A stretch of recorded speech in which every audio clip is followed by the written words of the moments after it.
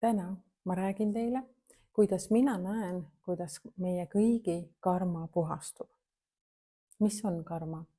Karma on lihtsalt inimeste enda poolt tekitatud sundmõtete jada.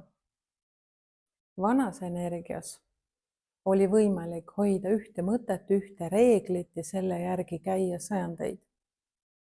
Ja karma tulebki mööda generatsiooni mõttemustrit pidi. Öeldakse, et sul on sellepärast see, et su emal oli, vanaemal oli ja nii edasi.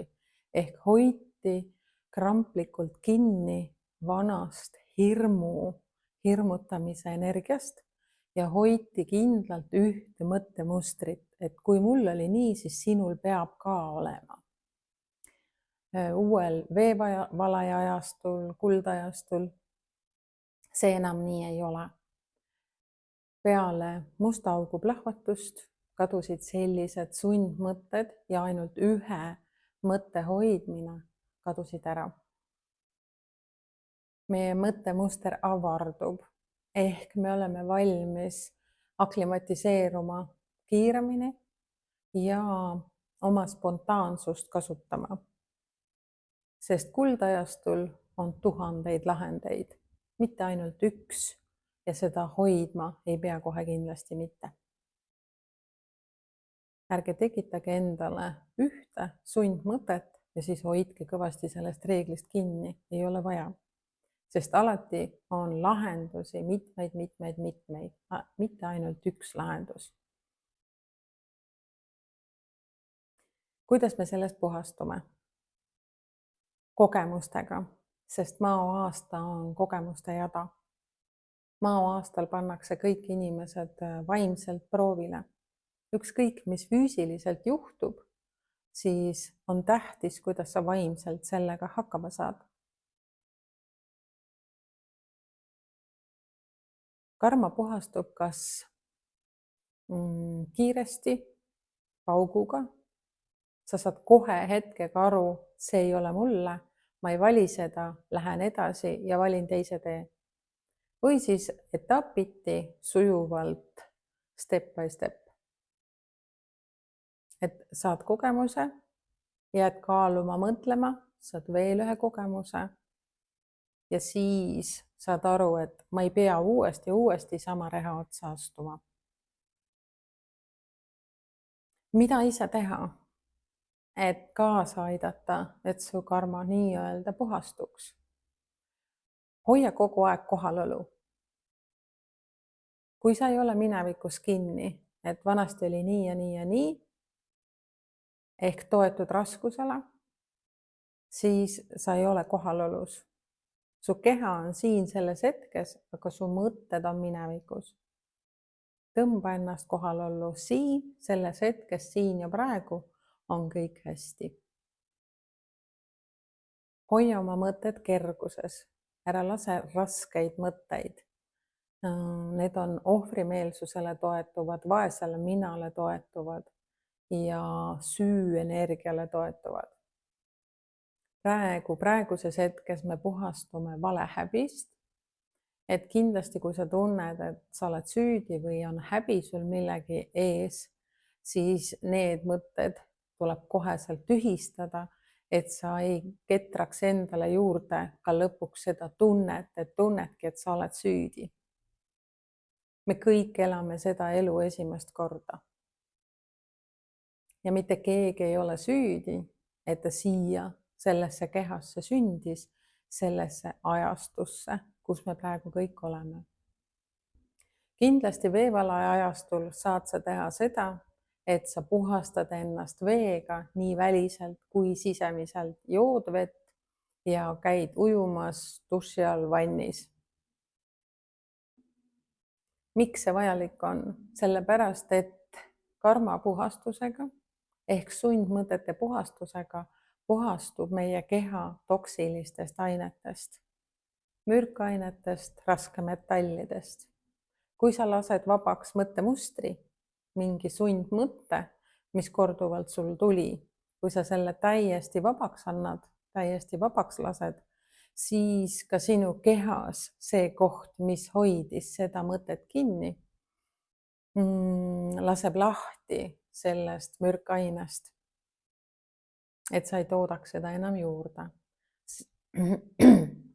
Siis on hea juua vett ja lasta sellel minna.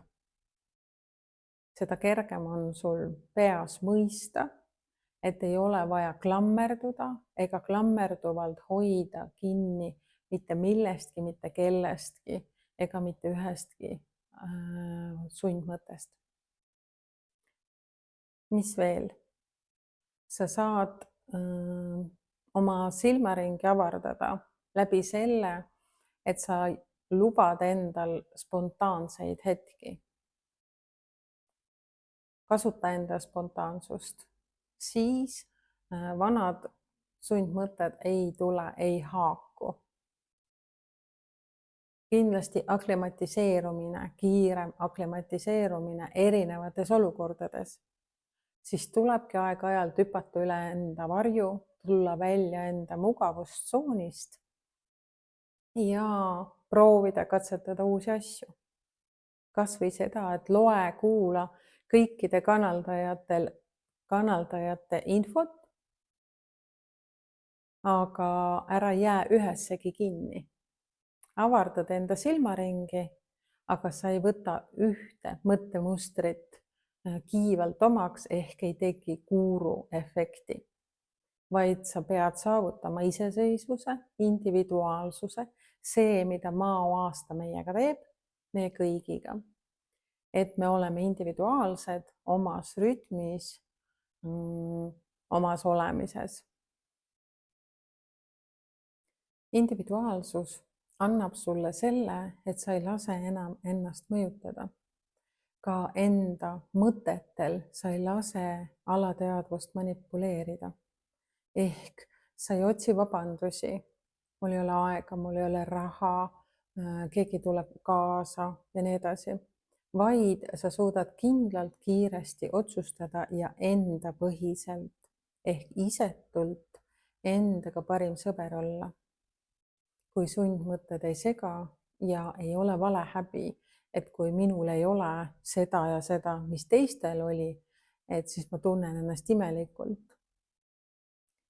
Vaid et individuaalne sina saab rohkem ja rohkem energiat juurde tuua ja sa saad olla ehe, puhas sina. Ilma igasuguste kõrvalmõjudeta ja mõjutamisteta. Karmavaba elu tähendab ka seda, et sa ei jää kuskile libavaimsustesse ja vaimsetesse püramiidskeemidesse kinni, vaid et sa suudad ise otsustada, et mul on oma rada. Me kõik lähme nagu suure mäe otsa, aga igaüks läheb oma rada pidi. See, mis on sinule isiklikult turvaline ja sina valid oma rütmi, kuidas sinna minna. Karmavaba elu tähendab ka seda, et sa suurendad enda õnnehormoonide hulka. Sa suudad olla õnnelik pisi-pisi asjadest ja see ongi elus tähtis. Muidu sa ajad taga mingit illusiooni, mida tegelikult ei ole sul üldse vaja. Ja seda illusiooni sa päriselt kätte ei saa kunagi. Vaid ela selles hetkes, ole rahul kõigega, tunne ennast hästi ja lase kõik mõtted vabaks. Ole iga hommikul puhas leht. Soovin teile kõigile mõnusat karma vabastamist, kergelt ja mänguliselt ja mõistke ennast selgelt igas olukorras. Hoidke kohalolu ja armastage ennast kõige esimesena. Mina tänan südamest selle video vaatamise eest.